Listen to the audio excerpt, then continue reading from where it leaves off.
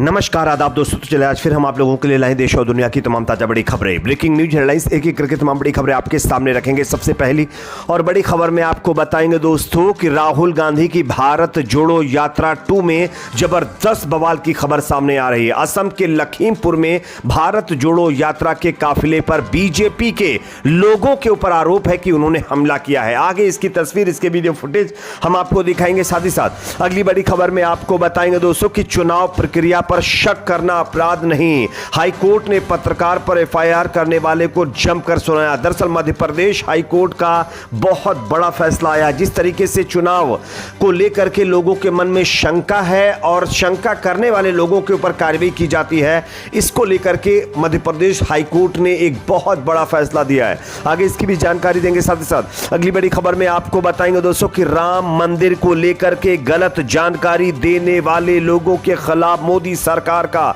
बहुत बड़ा प्लान तैयार हो चुका है। अब सोशल मीडिया से लेकर के मेन स्ट्रीमिंग मीडिया पर भी अगर आप राम मंदिर को लेकर के गलत जानकारी फैलाएंगे तो आपके ऊपर कड़ी से कड़ी कार्रवाई की जाएगी। इसकी पूरी डिटेल आगे हम आपको विस्तार से देंगे। साथ ही साथ अगली बड़ी खबर में आपको बताएंगे दोस्तों कि असम के अंदर पब्लिक सर्विस कमीशन 2022 की परीक्षा का रिजल्ट घोषित हो गया है, जिसमें राशिका इस्लाम नाम की मुस्लिम बच्ची ने टॉप किया है दोस्तों। आगे इनकी तस्वीर भी दिखाएंगे। साथ ही साथ अगली बड़ी खबर में आपको बताएंगे दोस्तों कि अमेरिका के मिलिट्री बेस के ऊपर बहुत बड़ी कार्रवाई की गई है। खबर आ रही है कि इराक के अंदर एक और अमेरिकी मिलिट्री बेस के ऊपर कार्रवाई की गई। हालांकि यह कार्रवाई किसने की है, इसको लेकर अभी तक कोई पुख्ता जानकारी नहीं है, लेकिन दोस्तों इजराइल के बाद अब अमेरिका के ऊपर भी अरब कंट्रियों में लगातार कार्रवाई जारी है। अगली खबर की हम आपको जानकारी देंगे, जिसमें बताया जा रहा है कि इजरायली मिनिस्टर बेन ग्वीर का बड़ा बयान आया है। हिजबुल्लाह के खिलाफ अब जो है इजराइल खुल करके एक नया बैटल शुरू कर सकता है। आगे इसकी भी जानकारी देंगे। साथ साथ अगली बड़ी खबर में आपको बताएंगे दोस्तों कि साउथ अफ्रीका के बाद मैक्सिको और चिली ने भी इंटरनेशनल कोर्ट में इजराइल के खिलाफ जो है याचिका लगा दी है, जिसमें इजराइल के खिलाफ जो है क्रिमिनल केस के जरिए कार्रवाई करने की मांग की गई है। आगे इस पर भी विस्तार से जानकारी देंगे। उससे पहले अगर आप भी चाहते हैं कि इजराइल के खिलाफ जो है कार्रवाई होनी चाहिए तो कमेंट सेक्शन में अपना फीडबैक जरूर दीजिए। इस वीडियो को ज्यादा से ज्यादा लाइक करिए, शेयर करिए, चैनल पर नए हैं तो सब्सक्राइब जरूर कर लीजिए। बात करेंगे पहली और बड़ी खबर की। जैसा कि आप जानते हैं भारत जोड़ो यात्रा 2 शुरू हो चुकी है।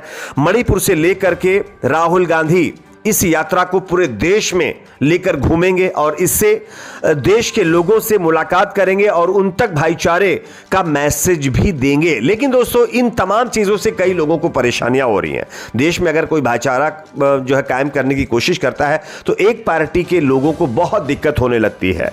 बताया जा रहा है कि असम के अंदर लखीमपुर में भारत जोड़ो न्याय यात्रा के काफिले पर बीजेपी के लोगों के ऊपर आरोप लगाया कि उन्होंने हमला किया है।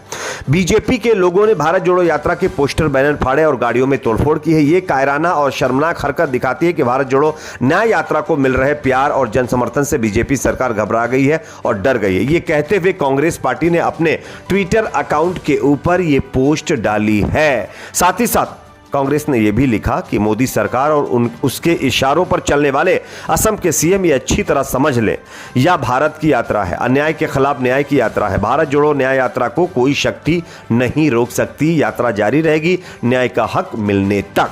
यह साफ तौर पर जो है कांग्रेस ने बीजेपी के लोगों को चेतावनी जारी करते हुए पोस्ट की है। अगली खबर की बात करेंगे जो कि सामने आ रही है दोस्तों। मध्य प्रदेश हाईकोर्ट का एक बहुत बड़ा फैसला। चुनाव के ऊपर शक करने वाले या सवाल खड़े करने वाले लोगों के खिलाफ जिस तरीके की कार्रवाई अब तक की जाती थी, उस पर मध्य प्रदेश हाईकोर्ट का जो फैसला आया है वो अपने आप में बहुत अच्छा फैसला है। आप स्क्रीन पर खबर देख सकते हैं।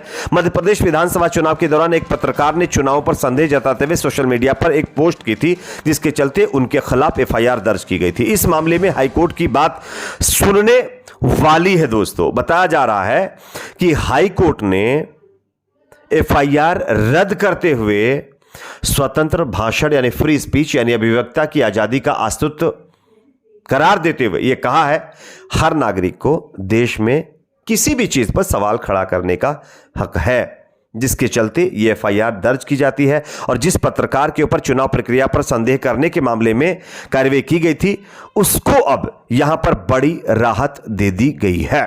मोनू उपाध्याय की याचिका पर सुनवाई कर रही मोनू एक स्थानीय पत्रकार हैं। उन्होंने सोशल मीडिया पर एक पोस्ट के जरिए ग्वालियर चंबल क्षेत्र की लहर विधानसभा के चुनाव पर संदेह व्यक्त किया था। मोनू और अन्य के खिलाफ आईपीसी की धारा 505(2) यानी सार्वजनिक अव्यवस्था पैदा करने वाले बयान धारा 188 के तहत मुकदमा दर्ज किया गया था और अब कोर्ट ने इन दोनों को बड़ी राहत दे दी है और कोर्ट ने यह भी कहा है कि अगर किसी चुनाव पर कोई व्यक्ति सवाल खड़ा कर रहा है तो इसमें कोई अपराध नहीं है, शक करना कोई अपराध नहीं है, इसकी फ्रीडम मिलनी चाहिए, ये कहते हुए उन दोनों को रिलीफ दिया है। अगली खबर की बात करेंगे जो कि सामने आ रही है। राम मंदिर को लेकर गलत जानकारी फैलाने वाले लोगों की अब खैर नहीं है। मोदी सरकार ने अब सोशल मीडिया से लेकर मेन स्ट्रीमिंग मीडिया को चेतावनी जारी की है। आप इस खबर को देख सकते हैं।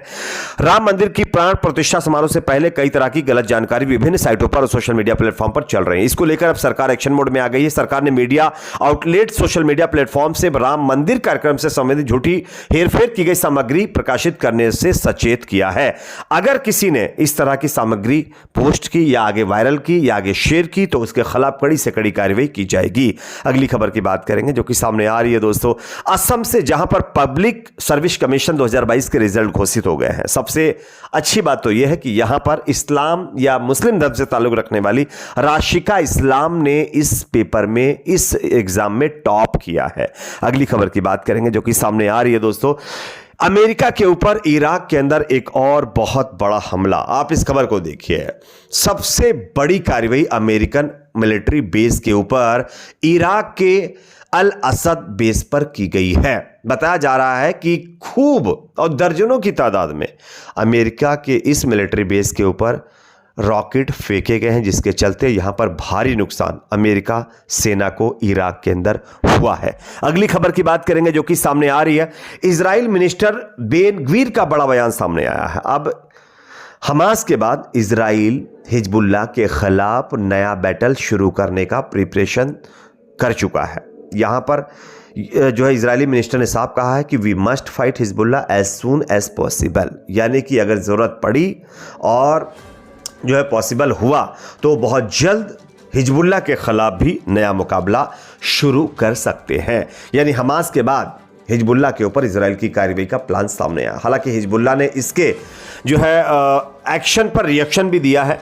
उन्होंने साफ कहा है कि इजराइल जब चाहे तब हमसे मुकाबला कर ले, हम उसके लिए तैयार हैं, फुल प्रिपरेशन हमारी हो चुकी है। अगली खबर की बात करेंगे जो कि सामने आ रही है।